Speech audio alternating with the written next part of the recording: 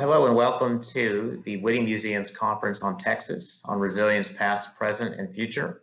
My name is Dolph Briscoe IV, and I'm a lecturer of history at Texas A&M University, San Antonio. And I am honored to be moderating this fascinating panel we have.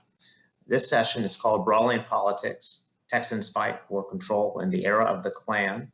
And we have two outstanding scholars who have done amazing work on this very important topic and this very important era in Texas history. Let me talk about our first presenter, Katherine Kuehler Walters, assistant editor at the Handbook of Texas, received her PhD in history from Texas A&M University in 2018.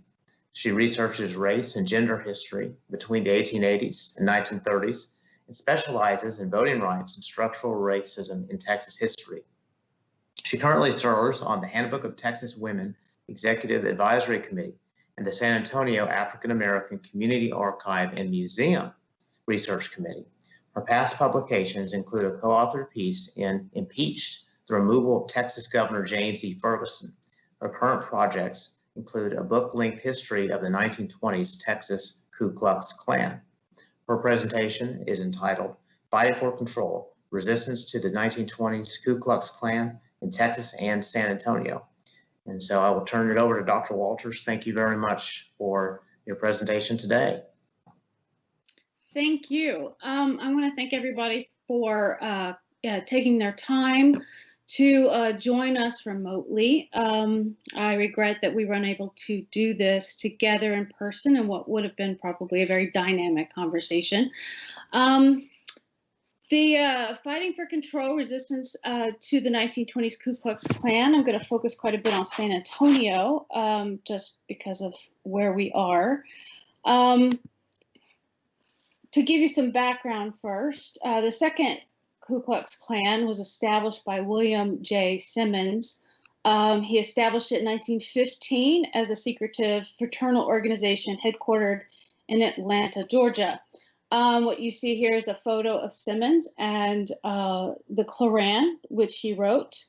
He purposely built upon the memory of the Reconstruction Klan by using the name and incorporating the old rituals and titles for this new organization. And he used imagery similar to that found in the major motion picture Birth of a Nation, which also came out in 1915. In it, the Reconstruction era KKK called saviors by organizations like the United Daughters of the Confederacy, were considered saviors of the white supremacy and of the South by those who celebrated the Confederacy and the lost cause. Hiram Evans is the man pictured here. He was a dentist from Dallas and Texas's first Grand Dragon. He later replaced Simmons as Imperial Wizard in 1922. First, I also want to explain a few things before I really get into this, because it's kind of hard to understand what the Klan was really about at the time, because although it seems familiar, the way they conceptualized race was kind of all-inclusive. It was an amalgamation of many things, and it was tied to the concept of civilization and national identity. The concept of race included religion and ethnicity. It also included ideas about what birth nations and ethnicity, those countries, their form of government, their arts and culture, their science and technology. It basically included the idea of civilization and progress in a social Darwinistic form. And this comes out of anthropology and sociology, and they created a taxonomy of race, which really to us isn't race, it's ethnicity and it's religion and its various other forms. But they used the United States and they used Great Britain as their metric for their definition of civilization and progress.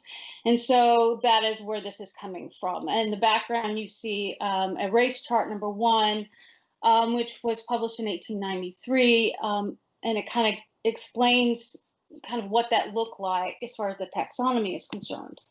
The Klan had a phrase that they used, and they still do, They call themselves 100% American. And what that meant was their idea of national identity, which was rooted in white supremacy and wrapped in social Darwinism. It meant 100% white, Protestant, pro-capitalist, and pro-democracy. When we get to World War I, those ideas are part of this urgent desire to improve society and to fix society. And it also informed these movements that had come on before World War I, specifically the eugenics movement and the sanitary movement and prohibition and anti-vice movements. What we see is this desire to protect the race. That's sort of the rhetoric used in a lot of these movements. And they felt that the race was being threatened by various diseases and alcoholism, and it was going to hurt the race to the point where it's going to hurt the country. You got to remember that national identity to these individuals was very much tied to white supremacy. So when World War I happens, there is this great push to protect soldiers, particularly white soldiers. There's a movement to keep alcohol away from army bases and prostitution away from army bases. And when draftees show up to the medical examinations, there's a surprisingly large number of individuals who have STDs. After the war, this is combined with the greater loss of a generation of men due to disease such as Spanish flu and to combat. So part of this is coming from that same place of protecting the race is protecting the country and vice versa. So the new Klan, based on all of that, is targeting they were targeting African Americans, Mexican Americans, certain immigrant groups. Those immigrant groups would be people who, and it didn't matter if they were native born or foreign born, but anyone who was Chinese or Japanese, Greek, Italian. They were fine with certain immigrant groups, actually had an auxiliary for certain immigrant groups. They also targeted people who were socialists and people who were in labor unions and anyone who were considered quote unquote radical. Also, they targeted vice. So they targeted anyone who drank excessively and violated prohibition laws. They targeted bootleggers and prostitutes. They targeted people who were adulterers as well. Anyone who threatened, as far as they were concerned, threatened society, threatened white families. So these things go together. And I can talk more about that at another time, but I'm limited in time. So the second Klan came to Texas in October 1920. They made their first appearance at the Confederate Veterans Reunion Parade in March of that month. And that was the first Klan chapter in the state. That was Sam Houston #1. And what you see here is an initiation in Houston later on. And you can see it's in the formation is in a square. There's a diagram of the initiation in the actual Koran next to it, as well as other paraphernalia. From there, it spread quickly. Now, again, it started in 1915 in Georgia and had moved through states like Alabama and Georgia and parts of Florida, Mississippi. When it comes to Houston, it starts to spread throughout the country, and by 1922, it's nationwide. Maine through California, it's very strong in Oregon and Indiana. And really, there isn't a state that didn't have a Klan chapter by early 1923, for sure. They also actually go international, and there's Klan chapters in Canada. What we see is in Texas, there's a quick growth, and Klan chapters all have a number, and those numbers are based on when they were chartered. You can see Kingsville was number 10. Sam Houston was number 1 in Houston. San Antonio was number 31. And so these are, I put in the screen for you to see, many of the Klan chapters that were found in Southwest Texas, and many of them are actually in the same province of San Antonio. Texas was divided up into 5 provinces, and each had a leader called a Great Titan, and San Antonio was the head of one of those provinces. So you can kind of see where they existed that we know of. There's many that are not on the list, by the way. So we also have Klan women, and I don't want to forget the women. The Klan chapters only included men. There was a specific organization for women that was started in 1923, and it was the women of the Ku Klux Klan. There were other organizations as well that were not officially Klan, but they were, let's just say they were sympathetic, and they worked toward the same goals. And one of them is the Grand League of Protestant Women. And that organization was actually started by a woman from San Antonio who moved the headquarters to Houston quite quickly. And she had her own magazine, which is shown here. And she refused to join the Klan, but she participated in Klan-related events, particularly political events. When the Klan showed up in an area, they usually followed a certain pattern. And that pattern usually starts with a parade. They announce themselves with a parade, and it's a nighttime parade, usually with torches, and then not long after, they usually threaten someone and tar and feather them. The parades were an interesting way to promote the organization. They increased their membership quite quickly, and they also psychologically terrorized anyone they targeted. San Antonio did it differently.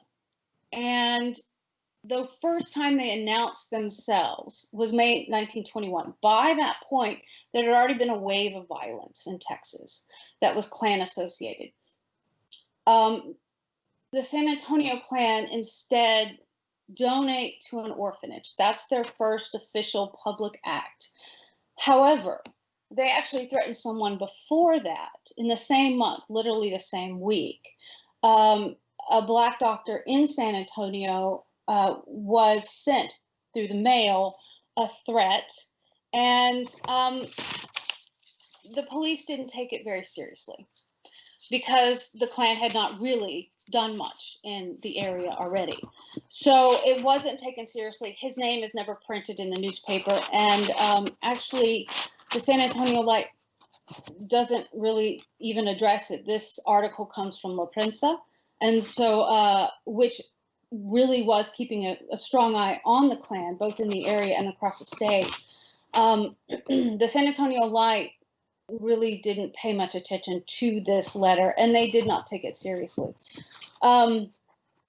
So I wanted to talk about how they introduced themselves, particularly because they don't parade. And that is important because San Antonio's Klan does not have the support of local government. They don't have the local officials that they need. When a Klan comes into an area, they recruit certain individuals to protect the identity of their members, and also to build a surveillance network and to protect those Klansmen who do attack an individual for the Klan chapter, to protect them from prosecution and to control the narrative in the newspaper. I don't think the San Antonio Klan had that kind of membership yet. And I think that's why they did not, but that's just a theory. I can't say for sure. San Antonio Klan number 31 was also called the Alamo City Klan. And they met in Beethoven Hall. This is just an advertisement for one of their public speaking engagements. And an old picture of Beethoven Hall before it was remodeled. Beethoven Hall is the one on, I believe it's on South Alamo Street. San Antonio also had a newspaper, a Klan newspaper called the American Forum. And the editor, his name is Bonner, his last name is Bonner. His son lived here for a long time as well. This man lambasts Catholics in San Antonio. They go after anyone who is sympathetic to the city government. They go after African Americans and Mexican Americans. Mutualistas is a particular target for them.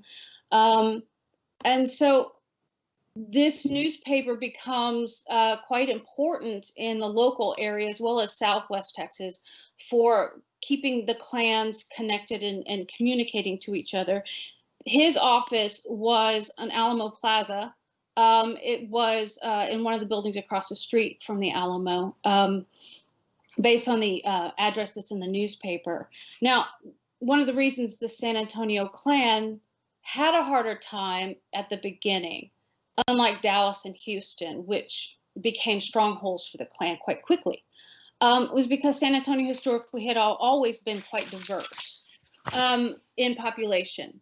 A large Catholic population, large immigrant groups, and city officials knew their voter base was quite diverse, and one of the targets, many of the targets that were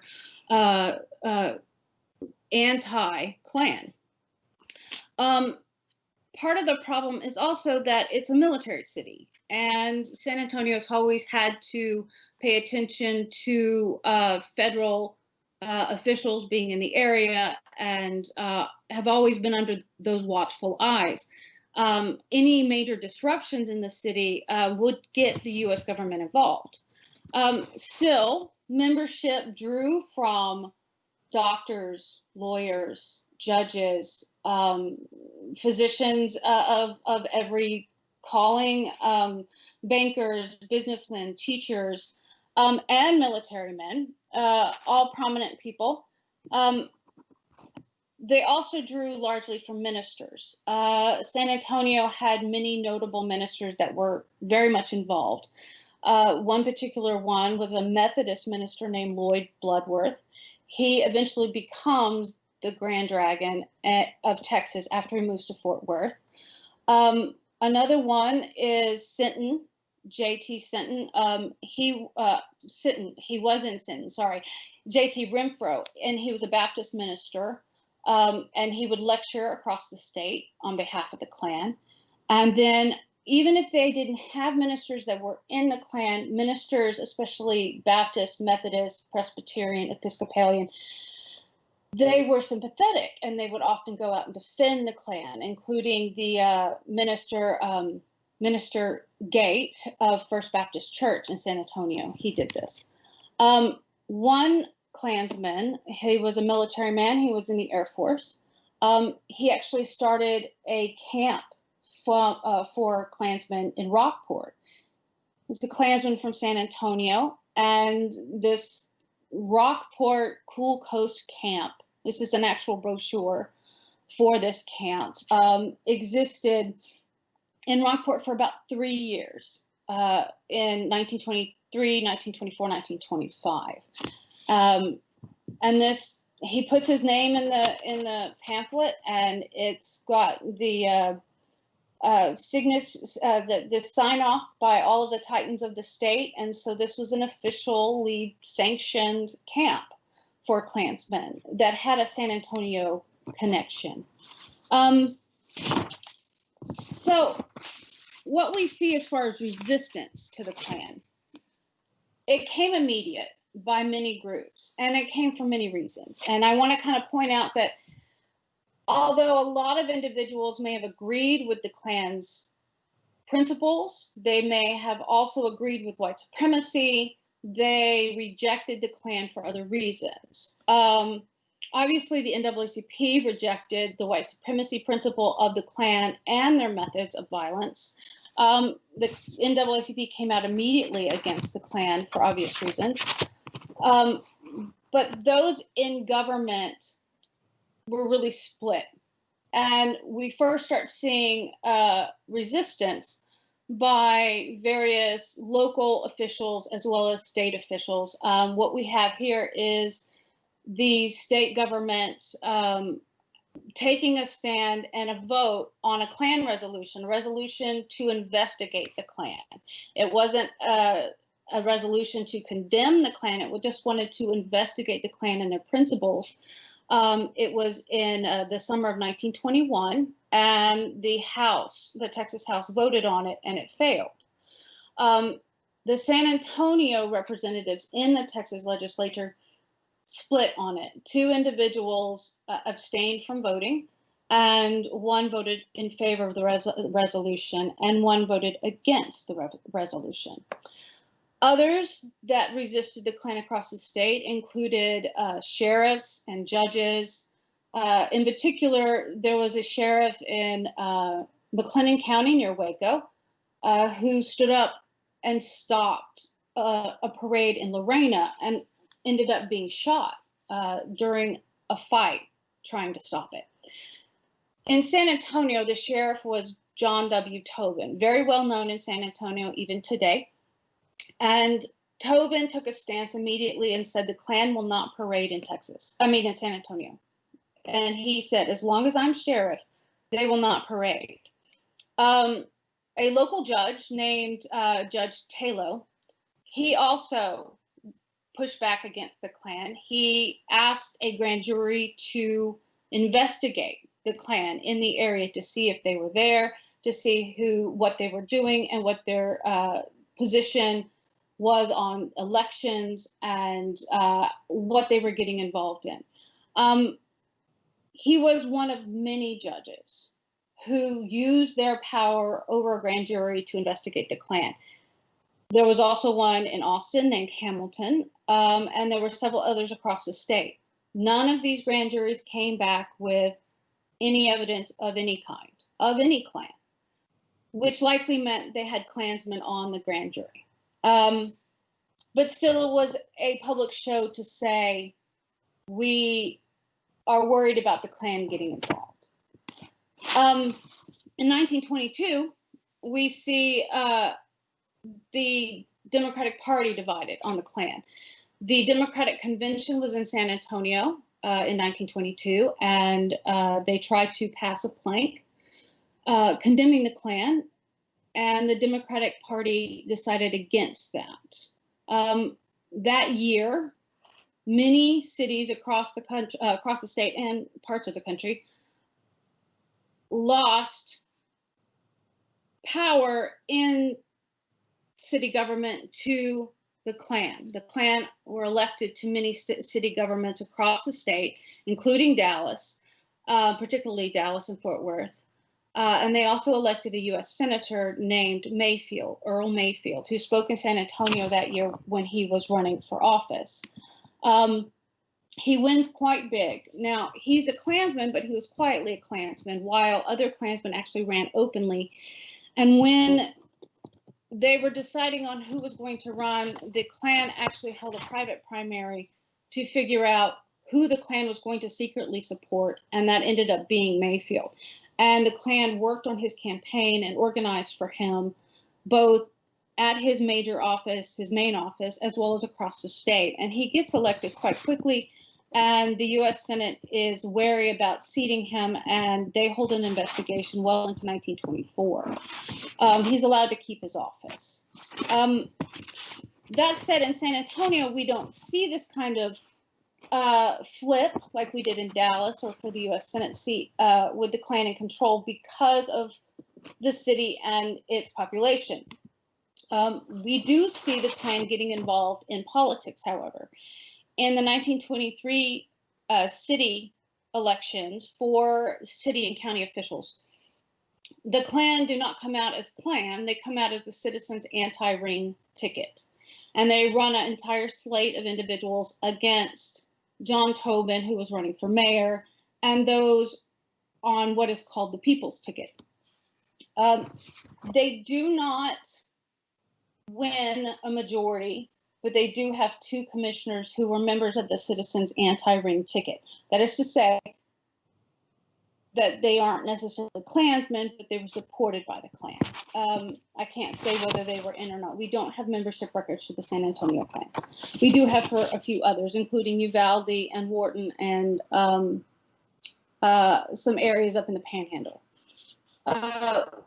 What we do see, though, is Tobin still in power. And with Tobin now mayor, he can continue to prevent the Klan from taking large public actions as they had in other cities. In September of 1923, the Klan wanted to parade in San Antonio. They wanted to parade in San Antonio and have a large initiation in the Speedway, which is south of San Antonio, just south of San Antonio. I've not been able to find it on a map. The Dallas Klan was going to join them. This is a very common practice. Parades often included many different groups of many different chapters, and initiations often were big spectacles. So they wanted as many individuals as possible. So they pulled from many chapters and held an initiation for many of them at the same time. This is what was going to happen here. And the Dallas Klan was going to come in, and they were going to arrive at the train station and parade from the train station to the Speedway. The city would not allow them to parade, and actually passed a city ordinance preventing masks from people from wearing masks in a public place, specifically to prevent the parade, which is interesting considering the city has now passed a city ordinance promoting mask wearing. It's completely the opposite then. That did not deter them. They were going to have a parade anyway without masks, and the city decided to still stop it. They hired extra police and promoted police all across the Alamo Plaza and Military Plaza and around the train station, and the parade was not held. They did have a large initiation that included the San Antonio Klan number 31 band, and they had an airplane fly over with an electric cross underneath. They had a big barbecue, and resistance maintained itself because the sheriff showed up and brought injunctions that were sent out by Judge Robert W.B. Terrell, who was trying to serve injunctions to certain Klansmen to get them to basically to get them to stop organizing and effectually stop functioning in such a public way. Not long after that, November, a Klan charter list for San Antonio Klan leaked publicly. I've never been able to find the list, but it was apparently held by local city officials, county officials, judges, and certain judges really were trying to stop the organization from growing because they felt like the Klan was acting like judge and jury and were taking control from the judicial system. They also grew greatly concerned by Klansmen being on juries.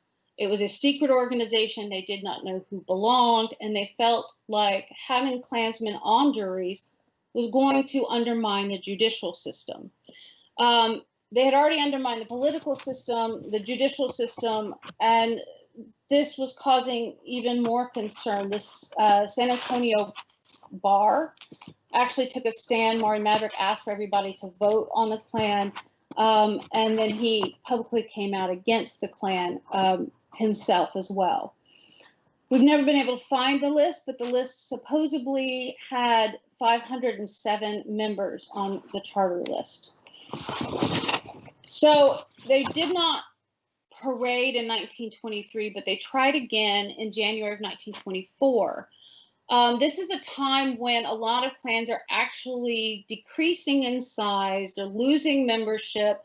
The state is going through an agricultural recession, and so many individuals could not afford their initiation fees, their dues, monthly dues, and so many members were dropping out. San Antonio seemed to be thriving. So in 1924, they were going to have another parade, and they were going to have a carnival and a rodeo, and it was going to be a very big deal, and they started promoting it quite early. And again, with Tobin as mayor, he said, no parade, it's not going to happen. They still had their anti-mask ordinance going. It had not stopped. Lawyers went and for the Klan, who were Klan's member, and requested permission, and they were still denied. The rodeo still happened. It happened at the Speedway. This is a picture from that rodeo that came in. These are Dallas Klansmen and their band that showed up. The rodeo happened. These Klansmen showed up at the train station, and they were met with law enforcement, all armed to the teeth, and basically to prevent them from parading again. And this is a picture of John Tobin, because he basically stopped it. But again, the Klan does not diminish. And even though Tobin and city officials keep trying to keep them from growing, keep trying to keep them from being having influence in jury boxes and in city government, they continue to push. They actually start in 1926. They are very much involved in the elections of the city council, of the school board, because they didn't want Catholics on the school board anymore. This right here is an ad for the San Marcos Klan Day. And I wanted to include it here because of the events that are included. And it mentions a band, and that's the San Antonio Klan band. And it also mentions a wedding. A Klansman and a Klanswoman got married at this fair. And that couple was from San Antonio. They were members of Number 31. So Tobin died in 1927. And in 1926, as I said, the Klan pushed through a slate of candidates in the school board for San Antonio to get Catholics off the school board. They had been criticizing the Catholics that were on the school board for some time. They continued to recruit.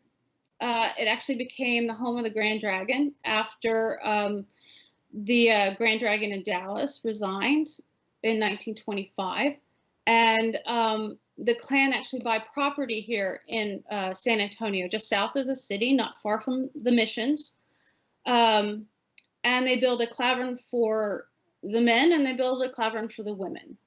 They even host American Legion on their property, and they are one of the few clans growing well into the 1930s. So I think I bring this up because I think persistence is very important when it comes to white supremacy, when it comes to these organized groups. And we still see the language today that they used back then about what this nation is supposed to be. And they still use the idea of America is a Protestant nation, America is a white nation. This language that they used in the 1920s has continued on well into the 21st century, and we still see it, and you still hear people use it all the time. So I think it's very important to remember that resistance has to be persistent for it to be successful. Otherwise, we can't stop it. And that is all. Thank you very much. Well, very good. Thank you so much for that wonderful presentation. Very enlightening. And we'll look forward to discussing more with you about it here at the end of the panel. Our next presenter is Jessica Brannon Wranosky. Jessica Brannon Wranosky is the Distinguished Professor of Digital Humanities and History at Texas A&M University Commerce. She received her PhD in history from the University of North Texas and specializes in women, gender, sexuality, and digital history. She currently serves as the project director for the Handbook of Texas Women, a statewide content development and public education project. Her work has appeared in a number of academic journals, anthologies, and a variety of online digital publications and exhibits. including a book she co-edited with Bruce A. Glasswood entitled Impeached, the Removal of Texas Governor James E. Ferguson, a Centennial Examination, published by Texas A&M University Press in 2017. And Professor Brandon Wranosky's presentation is entitled The Political Show, Office Holder Antics in 1920s and 1930s Texas. Thank you very much. Hello, thank you for everyone being here today. I know the virtual conferences are the new thing, but I think that the audience is coming is a super important aspect of that, and we're all getting used to it. So when I was asked to talk at this conference and we started putting together an idea of one of the things that could be talked about for this theme, and Katherine and I started talking about, looking at what's going on in Texas and specifically her work with the Ku Klux Klan. One of the things that kind of came to the center was this idea that, larger contextualizing what's going on, what's happening, and with, Texas throughout its state politics. And a book that I recently co-edited that Dolph just mentioned, the Impeached book, really has this large overview of what's happening in politics in Texas, especially at the gubernatorial level, at the Texas political convention level. And I want to talk a little bit about some of those hot spots and highlights that go on during these decades where the second Klan is in Texas. But also, when looking at all of these things, you start asking yourself what else was going on. And so after I kind of go over all of this, I'm going to discuss some of the other major events and things that are going on in Texas that sometimes don't get brought directly to the center because, quite honestly, the antics and the colorful stories and the anecdotes that people like to tell over and over and over again go along with a lot of the gubernatorial history and state political party history, and it overshadows other things. So to kind of get a background, not only to what I'm going to talk about, but also it kind of gives a little bit of background. What Katherine just finished speaking about was that there was a gubernatorial impeachment. In other words, the governor was impeached in Texas in 1917, and this is a big deal. It's a destabilizing moment. And so how that happened, very briefly, was Texas Governor James Ferguson was elected in 1914 and took office in 1915. And back then, the gubernatorial terms, the terms for governors, were 2 years long, not what we're used to now. And so, you're talking about every 2 years you have a governor change. And for quite some time also, during parts of the timeline I'm going to be talking about, but not the whole time, there was also a restriction on how often in a row people could run for governor and that kind of thing. So James Ferguson is elected in 1914, takes office in 1915, but the 1914 election's interesting because he was not the sweetheart. He was not the front runner for the Texas Democratic Party. And pretty much, not completely, but all the way through these decades, the teens, the 20s, the 30s, we start seeing it fracture at points. But Texas, to a large extent, is a one-party state. The Democratic Party is in control of all of, or most of, not all the time, but most of the statewide offices and a lot of the local and regional offices as well. And so for Ferguson to be this underdog, basically, and elected in 1914 is a really big deal. And very quickly, the power structures within the Democratic Party have to decide how they're going to back him or who's going to back him. Well, part of that also was that even though it was a one-party state, there were factions within the Democratic Party that fought with one another. So there's one power structure within the Democratic Party that are land-owning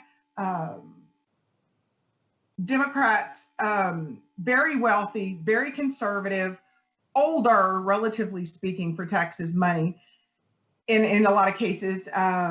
And they're going to, during this period, really start to increasingly also operate in connection to the brewers, which we often call the liquor lobby.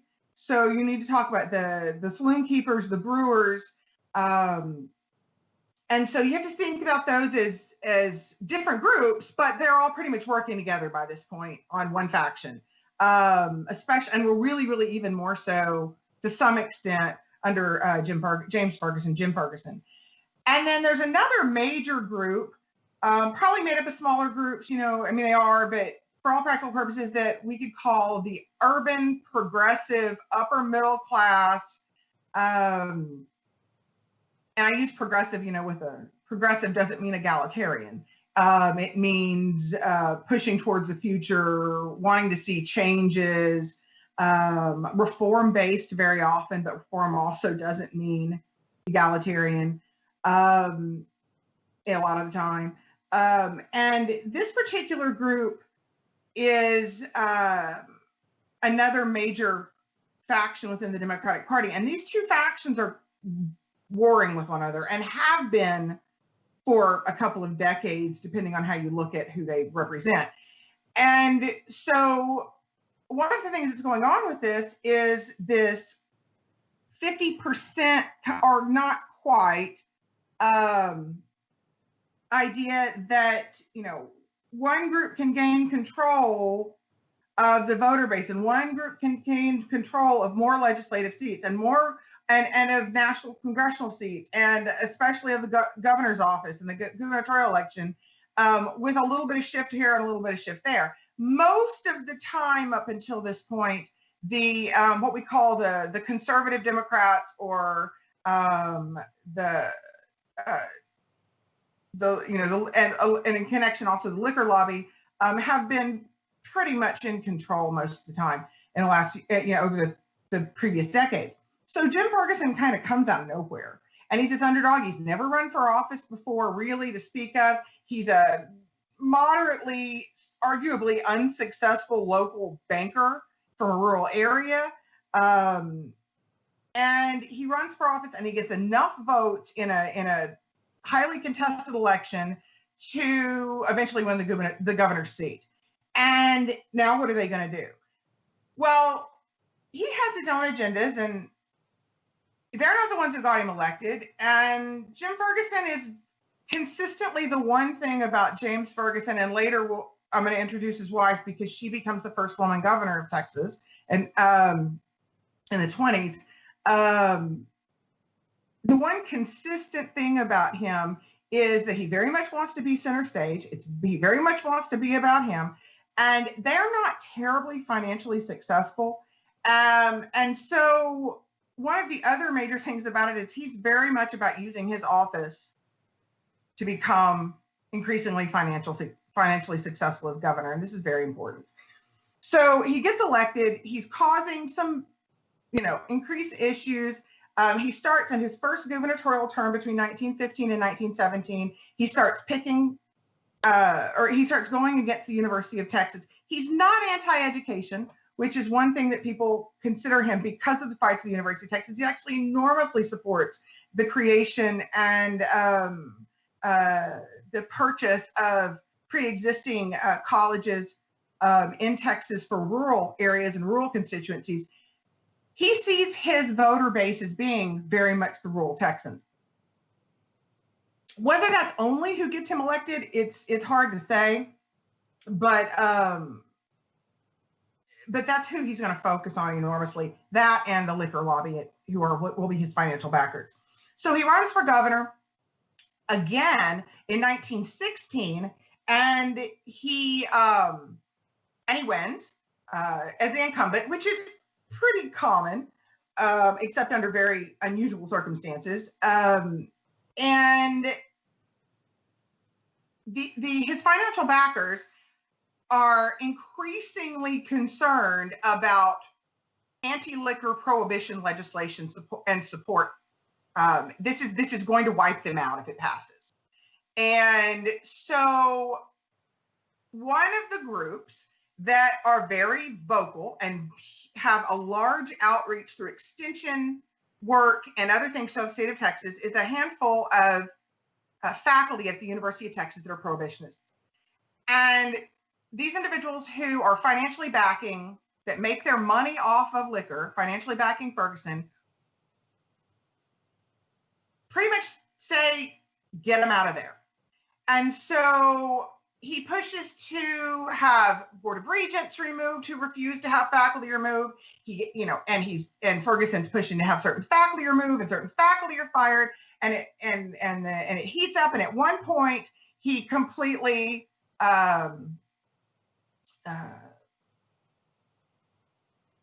vetoes, with a gubernatorial veto, the entire budget of the University of Texas. This is one of the things that you can do in order not only to pick a much more solid fight with the progressive, urban, middle class, upper class realm in Texas, but also with a large portion of the state, because they relied on services and extension services. And this is also happening just at the beginning of World War I. Impeachment hearings start. Ferguson is removed from office. He has multiple charges of impeachment, only one stick. It doesn't actually technically deal with his fight with the University of Texas during the impeachment trial. He uses his gubernatorial powers to refuse to answer questions on the stand during the investigations, and that is an impeachable power because it's against the law to do so. I mean, impeachable act because it's against the law to do so. So not only is he impeached during the summer and fall and removed from office during the summer and fall of 1917, but the Texas Senate will then also bar him from running for office in Texas ever again. This is very important because the man does not want to give up the limelight, and he also sees the gubernatorial office as a moneymaker, as I mentioned before. So his lieutenant governor, Will Hobby, gets placed in when he's removed from office in 1917. Hobby reruns in 1918. Ferguson puts his name in the hat to run. It's this big concern that, what if he wins and you've got a constitutional problem? He doesn't end up winning. There's a bunch of things in connection to women gaining the right to vote in political primaries in Texas that go into support behind Hobby that I'm not going to go into for this talk. But Hobby wins in 1918 and then doesn't rerun in 1920. 1920 is another major gubernatorial election where you have a lot of people throwing their hat in the ring. And it actually requires not only, you have multiple people trying for the Democratic nomination, which really acts as the election. Once they win the primary, it's decades before we see a governor in Texas win from the Republican ticket in the general election, and so decades and decades. And so this primary is very important. And a former senator, Joseph Weldon Bailey, throws his hat in the scene. He's notorious. The reason that we now have popular election of U.S. senators as opposed to state legislators appointing U.S. senators is very often by historians and people at the time tossed up to the fact that the U.S. Senate was trying to get rid of Joseph Weldon Bailey. The man was known for, in the middle of political debates, on pulling knives on his opposition's throat.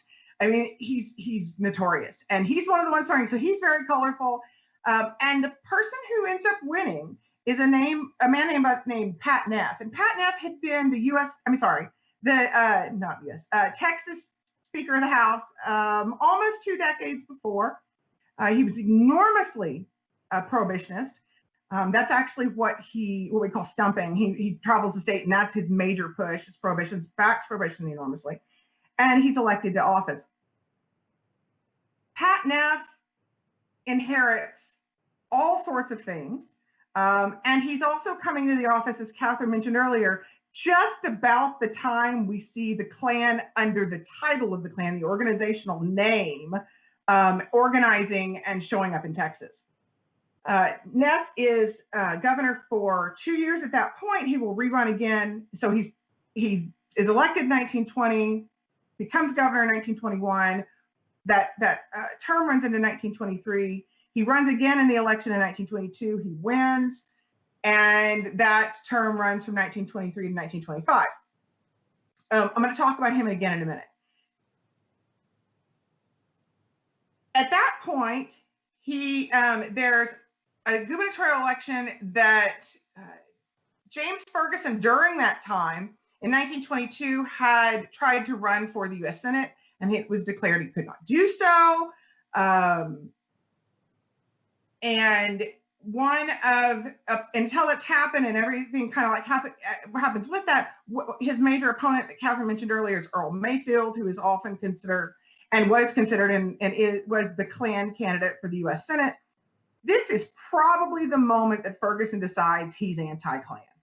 It's when he's running in that U.S. Senate election against Earl Mayfield, because the Klan's not backing Ferguson. And this is usually how Ferguson decides who's not his friend, is who is backing his opponents in political elections.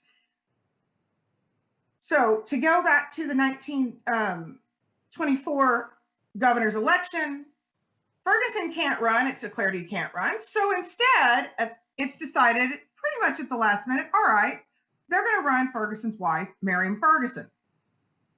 Well, the interesting thing about this is that Ferguson, they're very colorful, and they push to have access to the media, and they, especially James Ferguson to that point, he had been nicknamed Farmer Jim and during his early terms. And you see him in these three-piece suits, standing in these stalls outside of a barn, looking massively uncomfortable, not because he's in a three-piece suit. The man was a banker. His wife was actually also enormously stylish as well, which is ironic, because later they'll put her in prairie gowns and bonnets when they're running her for office. But because he's standing in the middle of cows and horses and hay in a three-piece suit holding a pitchfork. Why? Because he's trying to sell this idea of himself as Farmer Jim, even though he's actually unsuccessful Banker Jim. And so they'll play up to this. Well, what do they do to get Marion Ferguson elected? A woman had never been elected before, and on top of it, they'd been massively anti-suffrage and against women that gain the right to vote. So it's not exactly like a woman running for governor automatically says, oh, all the women who had recently gained the right to vote through the ratification of the 19th Amendment and the passage in 1920, they're going to automatically vote for her. Well, they see the Fergusons as their moral enemies to some extent because of their anti-woman suffrage stances from the past. But Marion Ferguson, one of the other frontrunners, will be backed by the Klan. And so Felix Robertson is the Klan candidate. Robertson's father was a Confederate military general. It enormously speaks to what Katherine talks about in her work as far as this Southern legacy and heritage and Southern nationalism coming to the stage. And so people who even would have been anti-Ferguson, but are even more so anti-Klan, are going to back Marion Ferguson. She becomes governor. She becomes the first woman governor. And in Texas, she's actually elected the same day as the other woman governor in the United States, but the first woman, but is actually sworn into office a little bit later. So technically she's considered the second woman governor, but only by a few days. And this is a big deal. What are they going to do with this woman governor? And one of the stances that they'd run on was 2 governors for the price of 1. In other words, you get Jim and you get Marion Ferguson. They changed some of the ways that they looked at this as, instead of it not just being Farmer Jim, it's Ma and Pa Ferguson. And like I said, they have her showing up to campaigning events in a bonnet.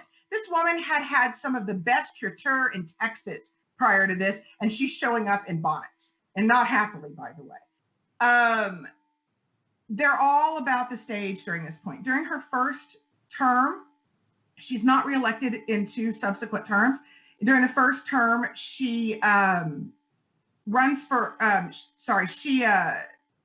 supports an anti-mask bill that is supposed to, and does temporarily, make it illegal to wear masks in public and it's very much a hit to the Ku Klux Klan.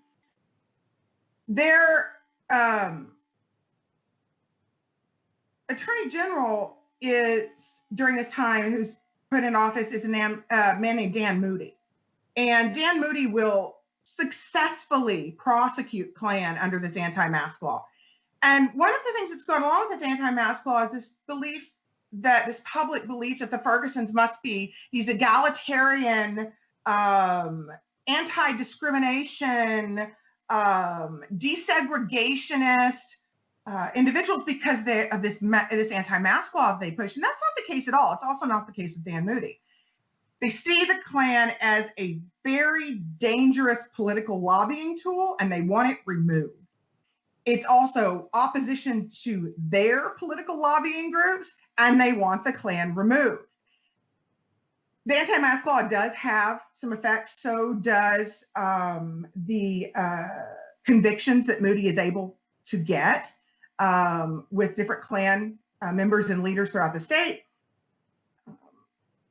But this is kind of what happens with public memory. We see someone as being against the Klan, and we automatically believe that then they must be for the people the Klan are targeting, and that's not necessarily the case. The Fergusons are actually vehemently racist. Throughout the Ferguson Forum, a newspaper that Jim Ferguson runs, he's regularly anti-Semitic. And so that's important. So what's happening during this first term for Marion Ferguson also is that she's almost impeached. There is a push for, so at this point, one of the two things that's happening is that the U.S. federal amendment, constitutional amendment for prohibition has been passed, and individuals have been being convicted and jailed on prohibition charges. And Miriam and Jim, and I say it that way because that's how that gubernatorial office ran, are pardoning and commuting sentences left, right, and center. And they're often doing so based on people giving them money. For example, there's a mule situation where Jim Ferguson has a donkey, and this individual comes to them and says, I need you to, my son is being convicted, I need you to get him, get the sentence commuted. He said, I have this mule and you can buy it for this amount of money. And the guy's like, I'm not going to pay that money for a mule or a donkey or whatever. Why would I do that? And he said, well, I don't know, your son could ride it home from the prison once you pick him up. In other words, you'll pay this amount for this donkey, but what you're really doing is paying for the sentence to be overturned. Also, individuals would buy exorbitant advertising prices for the Ferguson Forum, the newspaper Ferguson's running, Jim Ferguson's running, and this is how this money is exchanging hands. Another way is that there is highway money being, government contracts being awarded, and they're awarded to a firm that one of the Ferguson's daughters worked for, and and that their family have stakeholdings in. That actually gets overturned. The legislative session is being pushed to be called a special session. Marion Ferguson refuses to call it because they said, this is how they impeached Jim and they're not going to do it to me. So she reruns again, and Dan Moody runs against her, and he wins. Dan Moody has 2 terms as governor at that point. So that's 4 years combined from 1927 to 1931. At that point, a new individual throws his hat in the ring, a man named Ross Sterling, who runs in the 1930 election. And we need to remember, this is as the bottom is falling out in connection to the Great Depression. Ross Sterling is one of the wealthiest men in the state. He was he was the head of Humble Oil. He actually built a White House replica in Texas, but it's actually a little larger. It's called the Texas White House. The dripping in money at this point. Hadn't always been, but is at this point. And he's running for governor, and he wins. But it really works against him during his gubernatorial years that this depression is happening, and yet this man has just extreme wealth.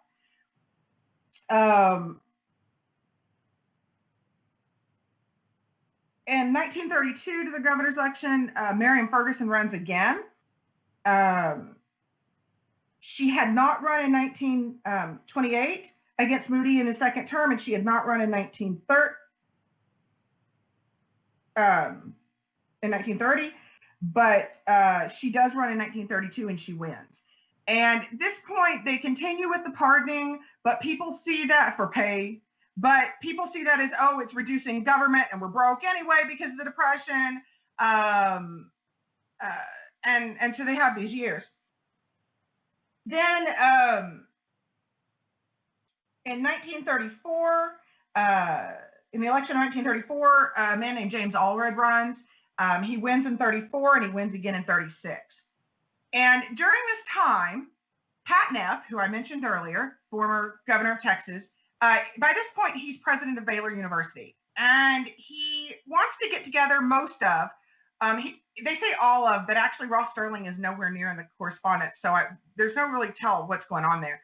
But he asks Allred and the Fergusons and Moody with him to all get together and do this event in 1937. And there's all these letters that go back and forth. In the impeached book, the letters are reprinted and they've been contextualized actually by historian Ricky Dobbs.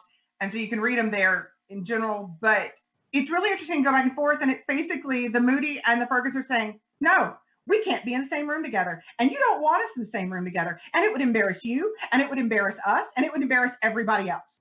So we're in the middle of the Depression. That year also, by the way, a massive explosion happened in London, Texas, that eventually becomes the background behind gas regulation and having only certain individuals being able to handle natural gas piping because natural gas had built up in the school. It kills an entire generation of children in that area. And for weeks, people are trying to claim bodies and children's remains. And yet these governors, because they have grudges against one another, can't be in the same room. And it makes you start wondering what's going on, that, you know, everything that we talk about is fighting back and forth. And also these characters from history that are putting on bonnets and wearing three-piece suits in areas. And it's not just them. There's these huge factions going on throughout the Democratic Party, but it overshadows so much else that's happening. About that time, after Allred's 2 terms, a man named W. Lee O'Daniel is elected governor. He's often known as Pappy Lee O'Daniel. He was a radio personality. He was not an office holder before that. He used to take the bands that were connected, the bluegrass bands that were connected with him all around as he campaigned. And this is basically how he gets elected. And his campaign slogans are things like, pass the biscuits, Pappy, and this kind of thing. And it's very entertaining, but it also leads to the election of what people at the time and historians have looked at in hindsight as one of the most ineffectual governors in Texas history. And that's a pretty strong statement. He continues to be governor. And then in 1941, he's reelected. And in 38, he's elected. 40, he's elected. In 1941, he decides he's going to run for a special election of the U.S. Senate. And he wins. And so he has to rerun again in 1942, and he wins. And those Senate seats are 6 years, so he's going to rerun in 1948. And really, the only way he was reelected in 1942, because people are pushing him left, right, and center to try to get out of office, is he attaches himself to FDR, and he's elected by individuals that are going to support FDR at this point. Which brings us to this last piece of this last story. Oh, and 1948, he thought about rerunning again. This is important, but he notices he has 7% approval rating, and he decides it's probably not a good idea, which gives you a general idea of where his offices had sat in the past. So in 1940, the last story, quick story I'm going to tell. In 1940, the Texas Democratic Convention meets in Waco, and there's a group that believes that FDR should not rerun for a third term. And one of the leaders of this group is Austin Mayor Oscar Holcomb. And there's a group that believes they're big FDR supporters and they want to see him run for a third term. And a major leader of this group is San Antonio Mayor Mari Maverick. And you have to imagine in Waco Hall, by the way, in the center of Baylor, all of these Democratic Party individuals are there, and they signed and back and forth, and they're arguing about it. They've been arguing about it. And Mari Maverick and a handful of the supporters for FDR apparently take up too much room with their signs for FDR. This is how this starts. Their signs are too big, and apparently they're, I think the 21st century term that some people would use is they're man-spreading with their FDR signs, okay? They're taking up more real estate than they should be allowed to with their physical presence, and it upsets the supporters for Garner, and people start throwing punches. And throwing punches start turning into throwing bottles. And they're really, really concerned, and it just erupts, and it can't get calmed down. People are going to the podium, they're trying to call for things. FDR, one of FDR's sons, Elliot Roosevelt, is there. He tries to take the podium. He's like, I'm, the president's son, and, we really want to seek this harmony platform. The president supports that, and people are booing the president's son, and they're punching people, and they're ripping down campaign signs, they're ripping down banners. And it's just this free-for-all that eventually gets broken up by the police. Let me rephrase that. Eventually gets broken up by the cops. And for the rest of the convention, they won't allow liquid and glass bottles to be taken in. It's hot. It's May 28th, 1940, in an unair-conditioned building in Waco, Texas. Folks, this is not a comfortable place to be, but they're not allowed to have liquid because the police are like, if glass bottles go in there, you're going to get hit with them. And the journalists especially are saying, but we're dying of thirst. And they're like, you're going to be better off with having thirst than you are going to be getting hit with a glass bottle. And you're going to recover from one better than the other. And so what we're seeing is this back and forth, back and forth, back and forth control for power. And it's covering up other things that are happening. 1937, for example, the Texas State NAACP organizes at the state level. You've had NAACP branches being organized since 1914, and they all come together into a statewide association that affiliates to the national in 1937. Huge event. You've had during these decades, you've had 2 United States Supreme Court cases favorably ruled on by the Supreme Court, argued by the NAACP to work to try to overturn the Texas white primary, a state level law that had been passed in 1923 to formalize local practices by the Democratic Party prior to that says it's a racially segregated primary. And remember what I said, the Democratic primary is basically the election. It takes another U.S. Supreme Court ruling in 1944, just 4 years after this brouhaha between the Democratic Party on the floor in the legislature, on the floor of the Texas Democratic Convention. Women are voting for the first time. You have women office holders for the first time in Texas, in the legislature, I want to say, during these decades. The first African-American woman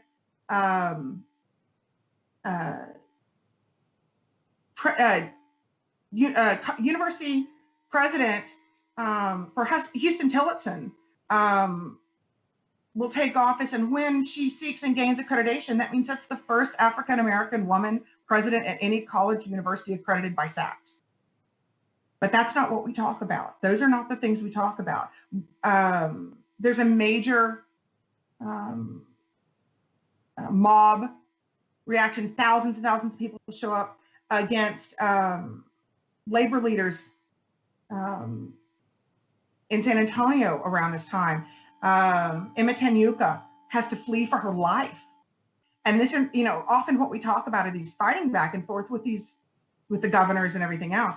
And so they're very colorful stories. They're amazingly colorful stories, but they also really show an ignoring of what's going on and a real cognitive dissonance by office holders on what's going on, that what's really causing these battles, what's really being fought for is personalities. Thank you very much. And I appreciate your time. Thank you very much, Dr. Brannon, Wranosky. It's a wonderful presentation from both of our scholars here. And I'm being informed we're pretty low on our time, so we probably won't, unfortunately, be able to have question and answer. But I just want to thank you both again and just say both of your presentations were so fascinating. And I think they both show us so much about has happened in the past, but certainly with Texas, what can happen not only today, but in the future in terms of issues like Dr. Walters talked about with issues of race and racism and hate groups that form. And then as Dr. Brannon Wranosky talked about as well, the issues of politicians and sometimes the colorful stories do cause us to overlook the more pressing challenges. And so thank you both for wonderful presentations. And we look forward to reading your continued scholarship. So thank you both very much.